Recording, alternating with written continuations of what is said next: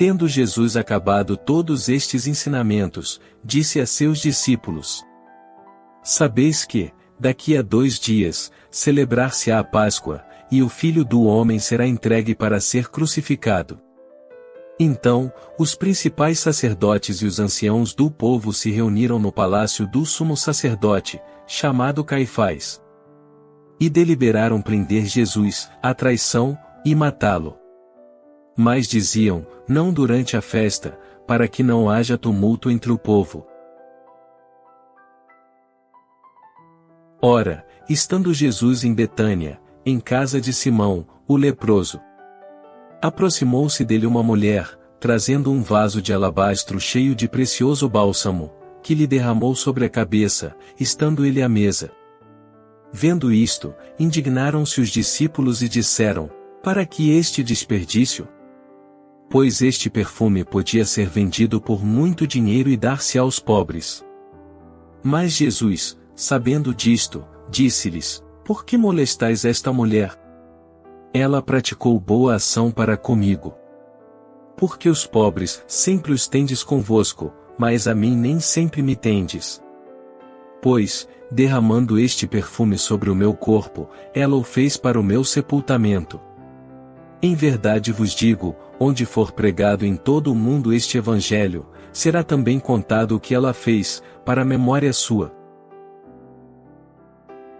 Então, um dos 12, chamado Judas Iscariotes, indo ter com os principais sacerdotes, propôs: Que me quereis dar, e eu vô-lo entregarei. E pagaram-lhe 30 moedas de prata. E, desse momento em diante, buscava ele uma boa ocasião para o entregar. No primeiro dia da festa dos pães asmos, vieram os discípulos a Jesus e lhe perguntaram: Onde queres que te façamos os preparativos para comeres a Páscoa? E ele lhes respondeu: Ide à cidade ter com certo homem e dizei-lhe: O mestre manda dizer: O meu tempo está próximo, em tua casa celebrarei a Páscoa com os meus discípulos. E eles fizeram como Jesus lhes ordenara e prepararam a Páscoa. Chegada a tarde, pôs-se ele à mesa com os 12 discípulos. E, enquanto comiam, declarou Jesus: Em verdade vos digo que um dentre vós me trairá. E eles, muitíssimo contristados, começaram um por um a perguntar-lhe: Porventura, sou eu, Senhor? E ele respondeu: O que mete comigo a mão no prato, esse me trairá. O Filho do Homem vai, como está escrito a seu respeito, mas ai daquele por intermédio de quem o Filho do Homem está sendo traído. Melhor lhe fora não haver nascido. Então, Judas, que o traía, perguntou: Acaso, sou eu, mestre? Respondeu-lhe Jesus: Tu o disseste. Enquanto comiam, tomou Jesus um pão, e, abençoando-o, o partiu, e o deu aos discípulos, dizendo: Tomai, comei, isto é o meu corpo. A seguir, tomou um cálice e, tendo dado graças, o deu aos discípulos, dizendo: Bebei dele todos. Porque isto é o meu sangue, o sangue da nova aliança, derramado em favor de muitos, para a remissão de pecados. E digo-vos que, desta hora em diante, não beberei deste fruto da videira, até aquele dia em que o hei de beber, novo, convosco no reino de meu Pai. E, tendo cantado um hino, saíram para o Monte das Oliveiras. Então, Jesus lhes disse: Esta noite, todos vós vos escandalizareis comigo, porque está escrito: Ferirei o pastor, e as ovelhas do rebanho ficarão dispersas. Mas, depois da minha ressurreição, irei adiante de vós para Galiléia. Disse-lhe Pedro: Ainda que venhas a ser um tropeço para todos, nunca o serás para mim. Replicou-lhe Jesus: Em verdade te digo que, nesta mesma noite, antes que o galo cante, tu me negarás 3 vezes. Disse-lhe Pedro: Ainda que me seja necessário morrer contigo, de nenhum modo te negarei. E todos os discípulos disseram o mesmo. Em seguida, foi Jesus com eles a um lugar chamado Getsêmani e disse a seus discípulos: Assentai-vos aqui, enquanto eu vou ali orar.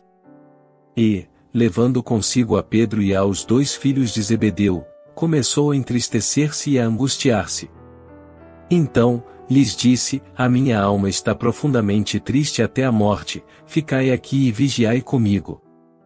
Adiantando-se um pouco, prostrou-se sobre o seu rosto, orando e dizendo: Meu Pai, se possível, passe de mim este cálice. Todavia, não seja como eu quero, e sim como tu queres. E, voltando para os discípulos, achou-os dormindo, e disse a Pedro: Então, nem uma hora pudestes vós vigiar comigo? Vigiai e orai, para que não entreis em tentação. O espírito, na verdade, está pronto, mas a carne é fraca. Tornando a retirar-se, orou de novo, dizendo: Meu Pai, se não é possível passar de mim este cálice sem que eu o beba, faça-se a tua vontade. E, voltando, achou-os outra vez dormindo, porque os seus olhos estavam pesados. Deixando-os novamente, foi orar pela 3ª vez, repetindo as mesmas palavras. Então, voltou para os discípulos e lhes disse: Ainda dormis e repousais?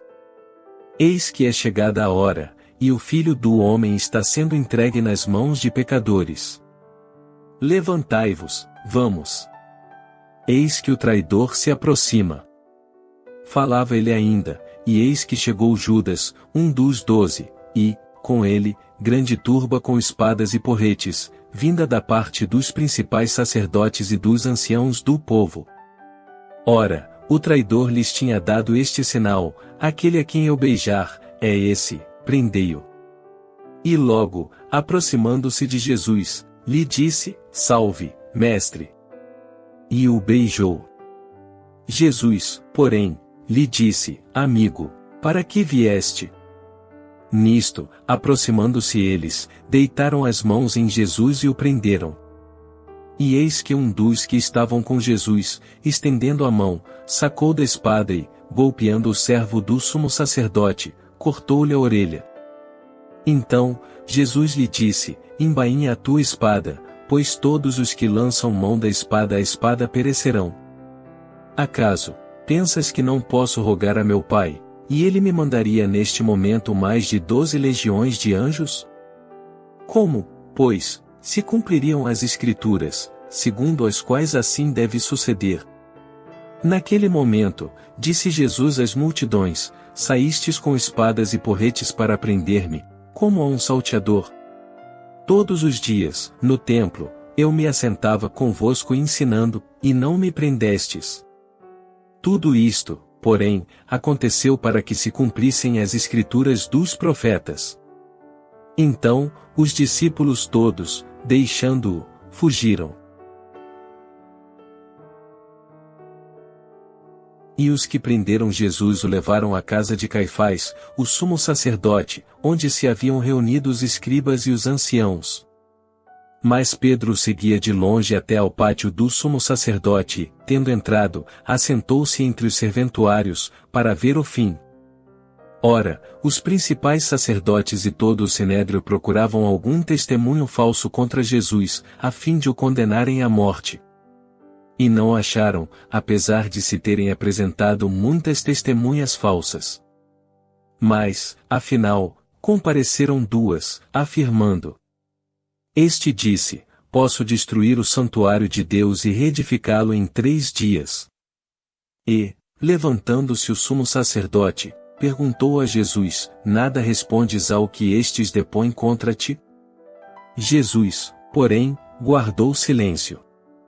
E o sumo sacerdote lhe disse: Eu te conjuro pelo Deus vivo que nos digas se tu és o Cristo, o Filho de Deus. Respondeu-lhe Jesus: Tu o disseste. Entretanto, eu vos declaro que, desde agora, vereis o Filho do Homem assentado à direita do Todo-Poderoso e vindo sobre as nuvens do céu.